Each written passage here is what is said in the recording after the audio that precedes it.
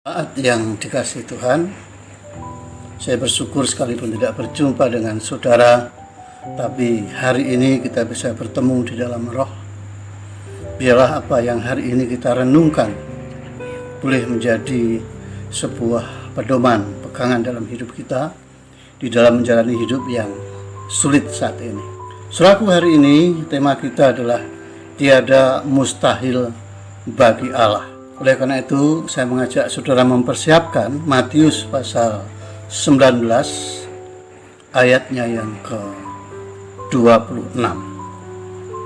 Matius 19 ayat yang ke-26. Beginilah firman Allah. Yesus memandang mereka dan berkata, "Bagi manusia hal ini tidak mungkin, tetapi bagi Allah segala sesuatu mungkin." Mari sebelum kita jauh membahas firman ini, kita masuk ke dalam doa terlebih dahulu. Terpujilah Allah yang hidup. Engkau adalah Allah yang ya dan amin, Allah yang selalu ada di dalam perjalanan kehidupan kami. Hari ini kami sangat membutuhkan Tuhan. Oleh karena itu, urapi hamba-Mu yang akan menyampaikan sabda Allah, supaya jemaat boleh mengerti apa yang menjadi isi hati Allah itu sendiri.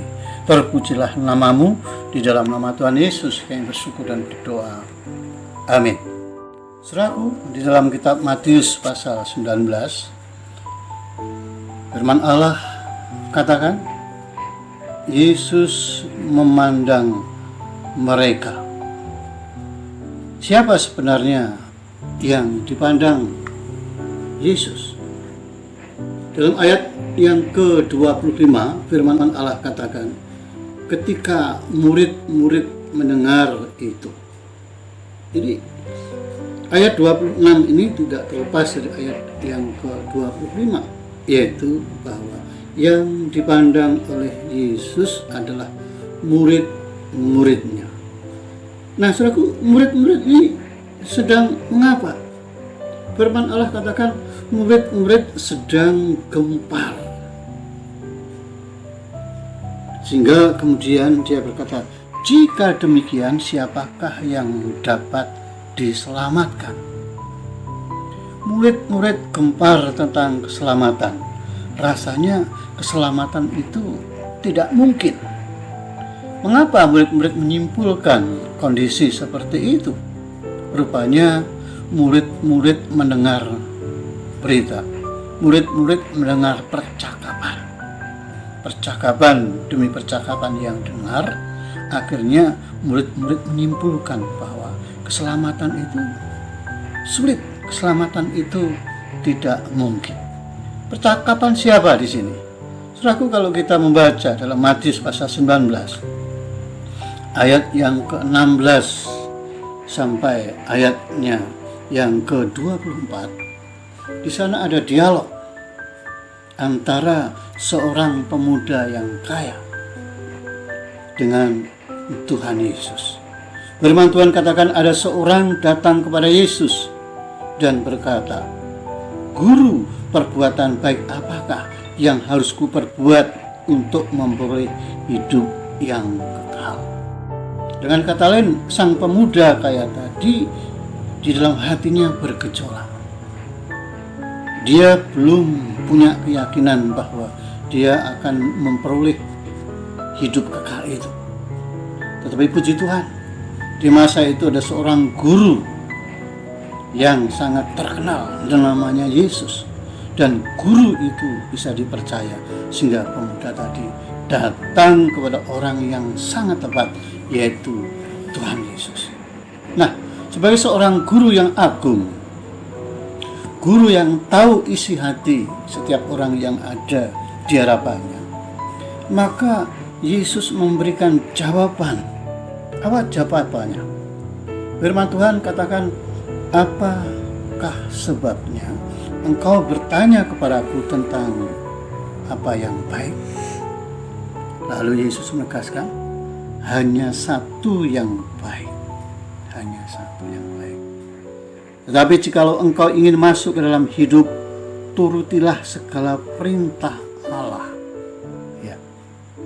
Saudara yang dikasihi Tuhan, hidup yang kekal dan perintah Allah tidak bisa dilepaskan. Ada kaitannya. Lalu pemuda itu berkata kepada Tuhan Yesus, perintah yang mana? Karena pemuda ini rupanya banyak belajar tentang kitab Taurat. Lalu Yesus menjawab, jangan membunuh, jangan berzina, jangan mencuri, jangan mengucapkan saksi dusta, hormatilah ayahmu dan ibumu, dan kasihanlah sesamamu manusia seperti dirimu sendiri. Nah, itulah Taurat Tuhan. Taurat yang kemudian Tuhan Yesus simpulkan bahwa dalam Taurat, 10 Taurat itu, 10 hukum Taurat itu bila dibuat kristalisasi, Tuhan Yesus katakan, kasihilah Allahmu dengan segenap hatimu dan kasihilah sesamamu manusia seperti dirimu sendiri. Puji Tuhan, rupanya pemuda yang kaya itu dia adalah pelaku firman, sehingga dia berkata kepada Yesus, semuanya itu telah kuturuti, apalagi yang masih kurang? Wah, sang pemuda begitu bangga. Rasanya semua hal yang tertulis dalam firman dia sudah terapkan dalam kehidupan. Namun Yesus sang Allah itu, dia tahu apa yang menjadi batu sandungan di dalam perjalanan hidup pemuda itu jika tidak diselesaikan. Sehingga Tuhan Yesus berkata, jikalau engkau hendak sempurna, pergilah, jualah segala milikmu dan berikanlah itu kepada orang miskin, maka engkau akan beroleh harta di surga. Kemudian datanglah kemari dan ikutlah aku. Saudara, Allah dia menilik hati setiap orang, termasuk hari ini. Apakah ada yang masih kurang berkenan dalam kehidupan kita kepada Allah? Allah tahu. Pemuda ini luar biasa. Dia tidak melakukan pendunguan, dia tidak melakukan perzinahan, dia tidak mencuri, dia tidak bersaksi dusta, dia mengasihi ayahnya dan ibunya. Tetapi itu pun di hadapan Allah masih kurang. Mengapa? Karena Allah tahu bahwa di dalam tahta hati manusia, Allah lah yang bertahta di sana. Allah lah yang menjadi raja. Allah lah yang mengendalikan hidup manusia itu. Ketika di hati manusia, di tahta hati manusia ada pribadi yang lain, ada unsur yang lain yang mengendalikan hidup manusia, Allah belum berkenan. Apa yang mengendalikan hati pemuda? Firman Tuhan katakan di sana, hartanya. Dia seorang miliuner, dia kaya raya. Barangkali hartanya tidak habis dimakan 7 keturunan. Dan firman Allah katakan, di mana hartamu berada, disitulah hatimu berada. Jadi saudaraku, harta menjadi Allah bagi pemuda ini. Harta menjadi batu sandungan untuk mengikut Tuhan. Tapi sayang, sang pemuda ini terlalu sayang kepada hartanya dibanding dengan Allahnya. Sehingga reaksi si pemuda ini setelah mendengar perkataan Yesus, Tuhan katakan, ketika orang muda itu mendengar perkataan itu, pergilah ia dengan sedih sebab hartanya banyak. Ya, saudaraku, gagal si pemuda ini karena harta telah menjadi tuannya. Nah, saudaraku, kalau harta atau mamun menjadi tuan, maka mamunlah yang ngatur kita. Tetapi kalau kita menjadi tuan atas mamun atau harta itu, kita kuasa yang mengatur uang. Sehingga saudara tidak dikuasai oleh duit. Memang seorang dunia ini perlu duit, tetapi orang tidak bisa berkenan kepada Allah hanya karena duit. Banyak hal. Nah, oleh karena itu, maka Yesus mengingatkan kepada murid-murid. Dia berkata, "Aku berkata kepadamu, sesungguhnya sukar sekali bagi seorang kaya untuk masuk ke dalam kerajaan Allah." Nah, inilah pelajaran yang murid-murid harus tahu, bahwa rupanya duit bisa menjadi batu sandungan. Dan Yesus tekankan sekali lagi aku berkata kepadamu, lebih mudah seekor unta masuk melalui lubang jarum daripada seorang kaya masuk ke dalam kerajaan Allah. Maka gemparlah murid-murid. Jadi orang kaya yang dikuasai harta tadi itu dibandingkan dengan seekor unta yang begitu sulit masuk melalui lubang jarum. Nah, saudaraku, lubang jarum di sini bukan seperti jarum yang biasanya dipakai oleh ibu-ibu ketika barangkali dasternya robek dan belum punya duit untuk beli. Bukan lubang jarum seperti itu. Tapi lubang jarum di sana menunjukkan bahwa di Israel di sana ada sebuah tempat yang disebut lubang jarum. Apa lubang jarum itu? Lubang jarum itu adalah lubang yang pas dilalui oleh satu onta. Jadi kalau onta itu berjalan beriringan berduaan memasuki lubang itu nggak cukup, karena lubang itu hanya cukup satu, dan itu pun masuknya harus menunduk. Nah, itu lubang jarum yang dimaksud. Nah, saudaraku yang dikasihi Tuhan, setelah mendengar penegasan Yesus, orang kaya yang dikuasai harta sulit masuk surga dibandingkan seperti seekor unta yang juga sulit masuk melalui lubang jarum, membuat murid-murid menjadi gempar. Murid-murid menjadi bingung, sehingga mereka berkata, jika demikian siapakah yang dapat diselamatkan? Akhirnya Yesus memandang mereka dan berkata, bagi manusia tidak mungkin, atau dengan kata lain, bagi manusia itu mustahil. Dan itu benar. Kalau dikatakan dengan yang namanya keselamatan, kalau manusia dengan usahanya sendiri ingin diselamatkan, mustahil. Mengapa mustahil? Jawabannya di berita Paskah minggu yang lalu. Karena usaha manusia itu sia-sia. Karena korban manusia itu tidak sempurna. Korban yang sempurna adalah Kristus Yesus, Sang Domba Paskah. Jadi benar, bagi manusia hal itu tidak mungkin, bagi manusia itu mustahil. Kalau dikaitkan dengan masalah keselamatan, ini menunjukkan bahwa manusia itu ada batasnya. Manusia itu punya keterbatasan.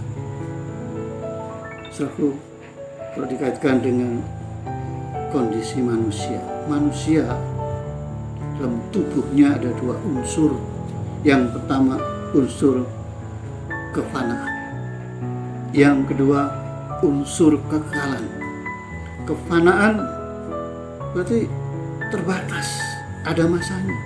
Misalnya manusia pasti suatu saat harus mati, sehingga kitab Ibrani pasal 9 ayat 27 di sana menegaskan, dan seperti manusia ditetapkan mati satu kali. Ini semua manusia ditetapkan mati. Kenapa? Karena tubuhnya fana. Suatu saat saudara dan saya pasti mengalami yang namanya kematian. Kefanaan dikaitkan dengan kematian. Kefanaan juga bisa dikaitkan dengan kekuatan kita. Yang namanya manusia itu kekuatannya terbatas, kepintarannya terbatas. Lalu Tuhan juga menanam yang namanya kekekalan, yaitu roh yang ditanam ke dalam diri manusia. Roh itu tidak akan pernah mati. Ketika manusia lahir ke muka bumi di sana, ketika manusia dibentuk oleh Allah di dalam rahim orang tuanya, maka Allah menanamkan roh yang ada di sana, dan roh itu kekal. Walaupun tubuh satu saat akan mati, maka sejak roh itu ditanam dalam tubuh manusia, maka roh itu akan hidup selama-lamanya. Yang hanya persoalan adalah apakah roh nanti ketika tubuh ini meninggal, roh itu akan berada di Firdaus atau di tempat penantian yang lain yang namanya Hades. Nah, itu saudaraku yang dikasih Tuhan. Jadi bagi manusia hal itu tidak mungkin. Bagi manusia itu ada hukum yang namanya kemustahilan, hukum keterbatasan. Oleh karena itu terbatas, maka hiduplah dengan hikmat yang berasal dari Tuhan. Karena hidup kita ini terbatas, maka mari kita menurut kehendak Allah. Karena kita hidup dan kehidupan kita ini adalah terbatas, mari kita dekat dengan Allah. Mari kita bangun relasi yang baik dengan Tuhan, supaya keterbatasan yang kita miliki ini tidak bisa menjadi batu sandungan dalam kehidupan kita, seperti yang dialami pemuda yang kaya tadi. Dia luar biasa, tapi ingat, dia terbatas. Oleh karena itu seharusnya dalam menjalani hidup yang terbatas itu, dia mempersilahkan Allah bertahta di atas hatinya. Allah yang memerintah, bukan mamon yang memerintah, bukan duit yang memerintah. Karena kalau Allah yang memerintah selalu, walaupun kita terbatas, tapi kita bisa melakukan hal-hal yang menyukakan hati Allah. Walaupun kita terbatas, tetapi segala sukacita Allah akan taruh dan berkati dalam kehidupan saudara dan saya. Nah, kemudian Yesus juga berkata, bagi manusia hal ini tidak mungkin, dan kemudian dikaitkan, tetapi bagi Allah segala sesuatu mungkin. Keterbatasan manusia dibandingkan ketidakterbatasan manusia. Manusia itu terbatas, Allah tidak terbatas. Tetapi bagi Allah segala sesuatu mungkin. Tidak ada yang mustahil bagi Tuhan. Atau dengan kata lain, segala sesuatu mungkin bagi Allah. Segala sesuatu mungkin bagi Yesus. Nah, inilah penegasan dari Paskah. Paskah menunjukkan di mana Kristus dia mati. Yang mati apanya? Manusianya. Karena manusia itu terbatas. Manusia terdiri dari darah, daging, dan tulang. Tulang keropos, akhirnya manusia menjadi mati. Daging busuk, maka manusia juga mati. Kalau orang sudah kehabisan darah, maka sudah orang itu akan mati.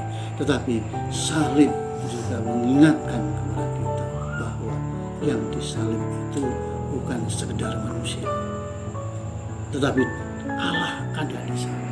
Karena Kristus adalah 100% manusia. tapi dia juga 100% Allah. Kalau manusia disalib pasti mati. Tetapi karena dia adalah Allah, maka dia bisa bangkit dari antara orang mati. Jadi firman Allah yang kita dengar hari ini benar-benar sesuatu yang harus kita ingat. Di dalam Tuhan segala sesuatu mungkin. Di dalam Tuhan segala sesuatu tidak ada yang mustahil. Ini mengingatkan saudara dan saya bahwa kalau di dalam Allah segala sesuatu mungkin, maka saya percaya hari ini masih begitu banyak orang yang dikuasai oleh ketakutan, oleh virus yang namanya corona. Itu wajar, saudara. Kenapa? Karena ini menjadi persoalan dunia, bukan hanya Jakarta saja, tapi dunia. Bukan hanya Cengkareng, Tegal Alur, Bekasi, tetapi dunia. Tetapi ingat, tatkala bangsa Israel berjalan di padang gurun, pada waktu siang mereka sangat panas karena padang gurun, nggak ada pohon-pohonan. Tapi apakah mereka mengalami kondisi yang mengenaskan? Tidak. Mengapa? Karena Allah bisa menurunkan sesuatu yang membuat mereka seolah-olah seperti tinggal di sebuah rumah. Luar biasa. Karena ada tiang awan, sehingga mereka nggak kepanasan. Berapa tahun? 40 tahun. Orang yang tinggal di padang gurun, siang terlalu panas, malam terlalu dingin. Berapa banyak diperlukan yang namanya kayu supaya membuat api yang menghangatkan bangsa Israel yang berjuta-juta itu. Tetapi puji Tuhan, bangsa Israel tidak perlu cari kayu-kayu kering, tapi pada malam hari Allah menghangatkan dengan yang namanya tiang api. Nah, itulah sesuatu yang mungkin, perlindungan yang mungkin bagi bangsa yang disebut bangsa Israel. Saudara dan saya adalah bangsa Israel secara rohani. Hari ini juga sesuatu yang mungkin yang bisa melindungi kita dari virus yang namanya corona adalah Allah itu sendiri. Karena bagi Allah tidak ada yang mustahil untuk melindungi umatnya, yaitu saudara dan saya. Nah, saudaraku, tidak ada yang mustahil bagi Allah juga menunjukkan bahwa bila Allah menghendaki sesuatu, saudaraku, sesuatu itu pasti terjadi. Karena tiada yang mustahil. Rencana Allah pasti terjadi. Rancangan Allah tidak akan pernah gagal ketika manusia telah jatuh dalam dosa. Dikatakan di sana dalam kitab Kejadian bahwa Allah merancangkan keselamatan itu, di mana firman Tuhan juga tegaskan bahwa nanti keturunan ular akan memagut tumit dari keturunan wanita itu. Lalu keturunan wanita itu akan meremukkan kepala ular. Nah, ini berbicara tentang sebuah perjalanan di jauh sana. Nanti akan ada peperangan, yaitu di Golgota itu. Keturunan wanita, yaitu Yesus, menghancurkan kepala ular, menghancurkan si jahat. Rancangan Allah tidak pernah gagal. Ini yang perlu kita ingat baik-baik. Rancangan Allah untuk melindungi saudara dan saya tidak pernah gagal.